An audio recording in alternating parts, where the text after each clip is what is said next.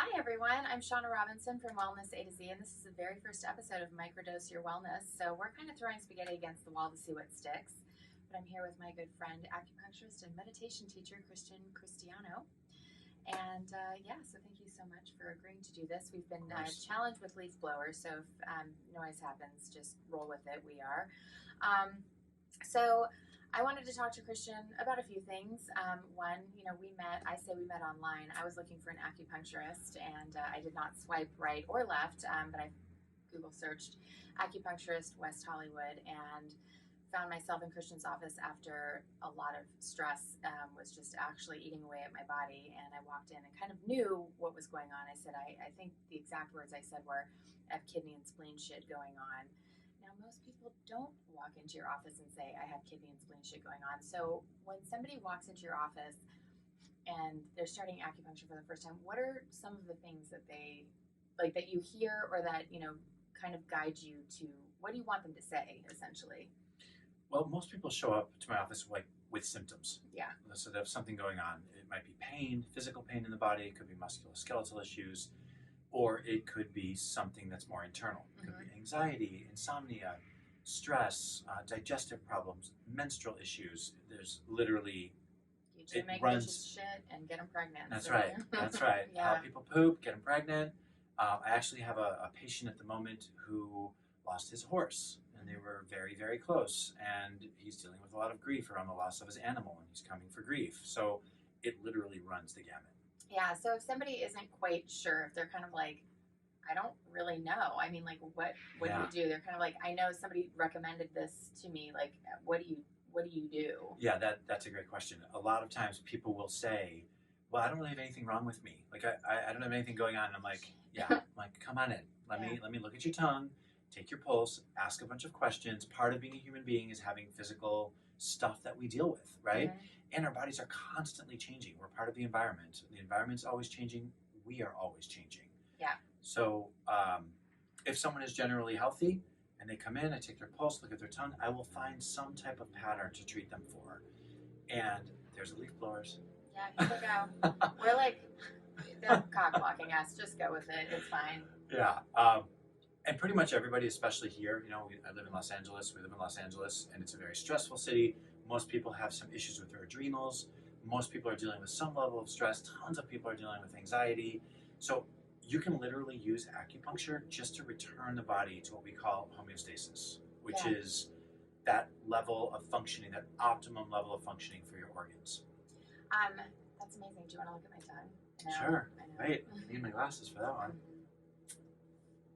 It's so much better than it ever used to be. So Shana's tongue is still just a tiny bit puffy, and that shows a little bit of spleen chi deficiency. And it has a little tiny quiver, which shows us a little bit of liver stuff. Let me see underneath.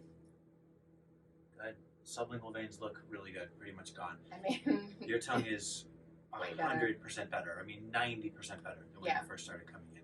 It's incredible. I was like near death, I think. Yeah, so when Shana first started coming in, she had a crazy stressful corporate job and was maxed out completely, and said, I think you had, what was it, kidney and spleen shit. And I'll be honest, I kind of rolled my eyes because people often think they know what they're talking about when they don't. And then she had kidney and spleen shit. I was like, oh, wow, this person actually knows a lot about Chinese medicine, which was pretty cool. Yeah, I'm one of those geeks that just like...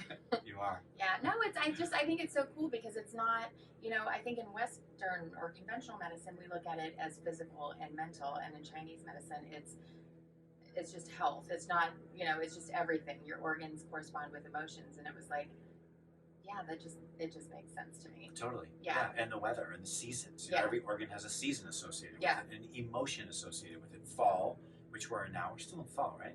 Yeah. Is it winter yet? Not in LA. We have our first cold day and like. Yeah, we got some rain today, which is amazing.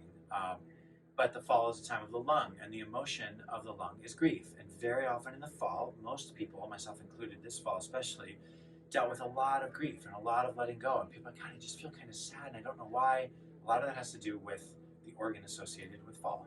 Yeah, letting go. That's amazing. Letting go. So in addition to, practicing acupuncture, I mean, you are a meditation teacher. And so how did you get started with meditation? Because I hear a lot of people, they push back so hard. I can't do it. My mind doesn't stop I'm just not meant for meditation. And I'm like, you're actually the prime candidate for meditation Totally. in that case. Exactly. So how did you start? Well, that was basically me. I Mhm. was one of those people that was like, I can't sit still. I can't calm my mind.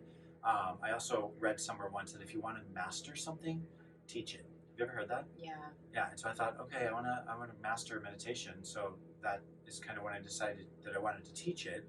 I started meditating 2002, 2003 when I first moved to Southern California from Chicago, and I was very hit or miss. I was on, I was off.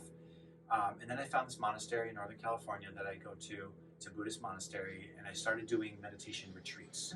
And that's like hardcore, like 30-minute sits a day, sometimes 2.5 hours a day of meditation. Are you silent the whole time you're there? Not the whole time. You're silent when you're not in group. So every day there's a 2-hour group where you sit with the monks and they field questions. They teach you about meditation, Buddhism, any other questions you might have. It could be emotional stuff that comes up for you. But besides the 2-hour group, you're silent. There's no socializing. There's no talking. There's not even any eye contact with each other. And it's not to punish you. It's to go inward. They call it a privileged environment at this monastery I go to because it really is a privilege to just go inward and focus on self for a whole week. I realize it's a privilege, and just having the time to do that is a huge privilege. It's amazing. So that really put, a jetpack on my meditation practice, on my spiritual practice. I was just there. It was my 8th year in a row, and that has changed my practice tremendously. So one thing you just said about going inward, which is, really yin energy, which I think a lot of us don't nourish, and we're coming up on winter, and as you mentioned, seasons correspond with emotions, and sort of it's a yin season. So I just spit. Sorry. It's okay. I liked it. I It's know. fine. It's kind of good. We just roll with it. Leaf blowers, spitting. It's really fun here. So what are some tips that you would give to people to, start to nourish their yin, go inward, maybe even start a meditation practice, like starting small? Where can you start? Okay, so first of all, one of the things we learned in school is that chi follows thought. Have you ever heard that? I have, but it's been a minute, so thank you for the reminder. Yeah, right. Mm-hmm. It helps a lot to think about it. So like when I have patients on the table, I tell them, stay in your body. So like on your exhales, each time you exhale, sink into the table more. And what that does is it kind of tricks their brain into bringing the focus to their physical body. If chi follows thought, which is chi is energy, if it follows thought, if we're always thinking outside of here, what I want to do, what I'm worried about, shopping, Christmas, whatever, we're draining our energy field. We're draining ourselves. So by sitting and meditating, we're actually energizing our physical bodies, our organs, our minds, our spirits, all of it.